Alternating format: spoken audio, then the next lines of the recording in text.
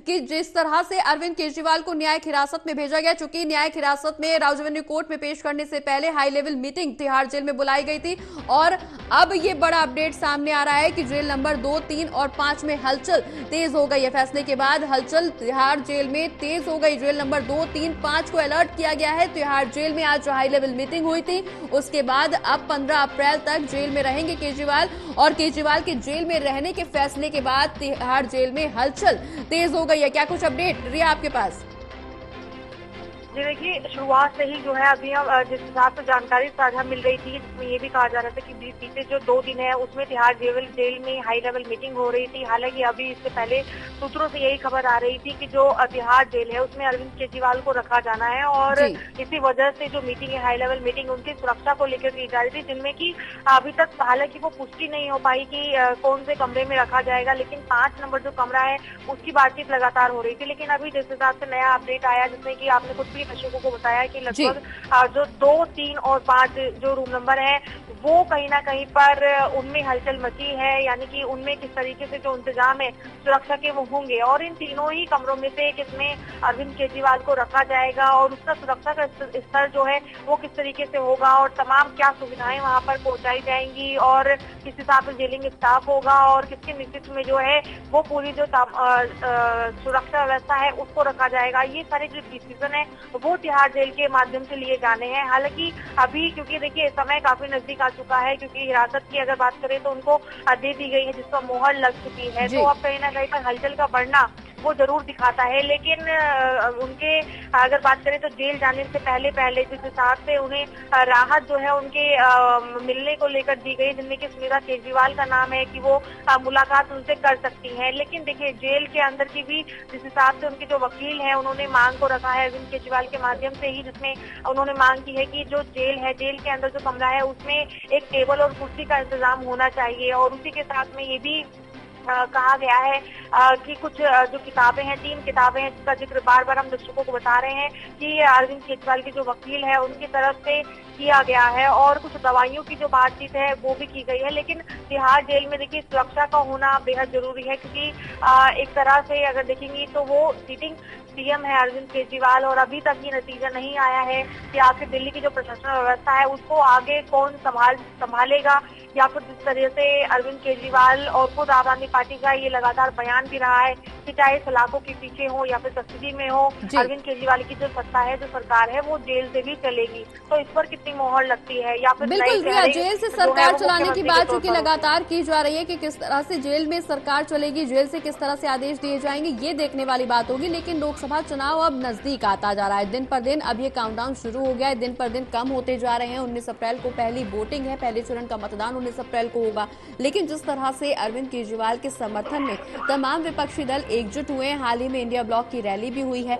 अब लेकिन बीजेपी भी इस पर हमलावर है। बीजेपी का कहना है साफ तौर पर कि इंडिया गठबंधन बनने से पहले ये सभी विपक्षी दल एक दूसरे को काटने को दौड़ रहे थे, एक दूसरे के खिलाफ बयान दिए जा रहे थे, कहा यह जा रहा था। अरविंद केजरीवाल ने भी कई बार ये कहा है कि कांग्रेस के बड़े नेताओं को गिरफ्तार किया जाएगा तो भ्रष्टाचार का खुलासा हो जाएगा, उन्होंने तो नाम भी लिया। लेकिन इस दौरान जिस तरह से अब सभी लोग एकजुट हो गए हैं, तमाम विपक्षी दल एकजुट हो गए हैं, बीजेपी का कहना यह है कि ये लोकतंत्र बचाओ रैली नहीं है, भ्रष्टाचार बचाओ, भ्रष्टाचारी बचाओ ये रैली है। बिल्कुल आप इसको ऐसे भी कह सकते हैं, क्योंकि इंडिया अलायंस की अगर बात करें या फिर खुद भारतीय जनता पार्टी की बात करेंगी तो लगातार जो आरोप है वो कहीं ना कहीं पर लगते नजर आए हैं, जिनमें कि अगर अलायंस की बात करें तो अलायंस ने लगातार इन बयानों को दिया है और ये कहा भी है कि एक तरह से अगर देखेंगे तो अभी तो भारतीय जनता पार्टी है वो तानाशाही रुख अपना रही है, क्योंकि जैसे आपने जिक्र किया कि अलायंस से पहले जो कई मंत्री हैं उनके बयान लगातार यही आ रहे थे और खुद आम आदमी पार्टी की तरफ से भी जो बयान थे उनमें यही कहा जा रहा था कि जो कांग्रेस के तमाम नेता हैं अगर उन पर किसी तरीके से जांच होती है तो भ्रष्टाचार कहीं ना कहीं पर निकलकर सामने आएगा। लेकिन वहीं पर दूसरी तरफ अगर आप देखेंगी जैसे जैसे धीरे धीरे ईडी की जांच बढ़ी और समन गए और बिल्कुल रिया अपने दर्शकों को, आपको रोकना चाहेंगे, अपने दर्शकों को खबर सुनवा देते, प्रतिक्रिया सुनवा देते हैं। जिस तरह से वकील की प्रतिक्रिया सामने आ रही है वो पहले अपने दर्शकों को सुनवाते हैं। तो अब हमारी लीगल टीम डिस्कस करके उसके अकॉर्डिंगली आगे का कोर्स ऑफ एक्शन क्या होगा वो तय करेंगे। बाकी ईडी की तरफ से अब कस्टडी खत्म और अब जुडिशियल कस्टडी स्टार्ट है। सर ईडी ने कोर्ट में ये भी कहा, पहली बार जो है आतिशी का नाम लिया और ये कहा कि विजय नायर जो है वो केजरीवाल का करीबी था और वो केजरीवाल को नहीं आतिशी और सौरभ भारद्वाज को रिपोर्ट करता था। देखिए, ईडी अपनी एक नई स्टोरी लेके आ जाती है, जबकि आज जुडिशियल कस्टडी की उनकी एप्लीकेशन थी और उस एप्लीकेशन में उन्होंने कहा कि क्योंकि हमारे को 15 दिन की मैक्सिमम कस्टडी मिल सकती है, हम लोग अभी नहीं ले रहे हैं, बाद में हमारा राइट है। तो जबकि कानून बिल्कुल क्लियर है कि 15 दिन तक कस्टडी ले सकते हैं, जो कस्टडी उनकी होगी। तो अब जुडिशियल कस्टडी होने के बाद अब रेयर टू रेरेस्ट केस में दोबारा वो एप्लीकेशन मूव कर सकते हैं। अगर ऐसा कभी होगा तो देन फर्दर डिसाइड करेगी कोर्ट। सर, अगर राजनीतिक पॉलिटिकल फ्रंट पे देखें तो अब जैसे कि सीएम साहब जेसी में चले गए हैं, तो क्या जेल से जो उनकी सरकार की कार्रवाई है, जो एक्शंस हैं या जो फंक्शंस हैं, वो करना उनके लिए पॉसिबल होगा? देखिए, कानून के अंदर जो प्रावधान है जी, उसके अकॉर्डिंगली सरकार चलेगी और उसमें जो भी जेल मैनुअल्स और जो, क्योंकि ऐसा हिंदुस्तान के अंदर पहली बार हो रहा है कि एक सर्विंग मुख्यमंत्री जो है वो जुडिशियल कस्टडी में है। सर, क्या जेल मैनुअल ऐसी अनुमति देता है कि कोई जो आरोपी मुख्यमंत्री है कस्टडी में कहीं किसी चीज़ में साइलेंट होगा तो उसके लिए कोर्ट ऑफ लॉ है, तो कोर्ट से वो परमिशन लेके और उसके अकॉर्डिंगली काम करेंगे। क्या सर उनकी जगह कोई जो उनके अनुपस्थिति में कोई जैसे सिग्नेटरी किसी को बनाया जाए? क्या कोई अभी तक ऐसा निर्णय लिया गया है कि उनकी एब्सेंस में? देखिए, माननीय मुख्यमंत्री जी को बार बार दिल्ली की जनता ने, आपको देखा कल बहुत बड़ी रैली के अंदर ये सवाल पूछा गया मिसेस केजरीवाल की तरफ से कि भी आप क्या चाहते हैं। दिल्ली की जनता अरविंद केजरीवाल जी को कंटिन्यू मुख्यमंत्री देखना चाहती है। वो देश के बहुत पॉपुलर नेता हैं। किसी भी हाल में अरविंद केजरीवाल जी कंटिन्यू करेंगे। क्यों? क्योंकि वो आरोपी नहीं है।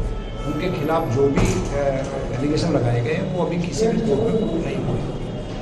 सर, एक और आखिरी सवाल, कल गहलोत जी को जैसे ईडी ने सम्मन दिया था और आज 2 आम आदमी पार्टी के नए नेताओं का नाम जो है कोर्ट में ले लिया और ईडी की तरफ से ये भी कहा गया कि हम आगे भी कस्टडी ले सकते हैं क्योंकि उनके पास भी समय बचा हुआ है। ऐसे में आप इस पूरे जो घटनाक्रम है उसको राजनीतिक दृष्टि से कैसे देखते हैं? देखिए, ईडी पूरी तरीके से भारतीय जनता पार्टी और नरेंद्र मोदी जी के इंस्ट्रक्शन पे काम कर रही है। वो लोग हमारी पार्टी को पूरी तरीके से नेस्तनाबूद करना चाहते हैं। हमारे लीडर्स को, टॉप लीडर्स को जेल में ऑलरेडी डाल चुके हैं, लेकिन वो इस बात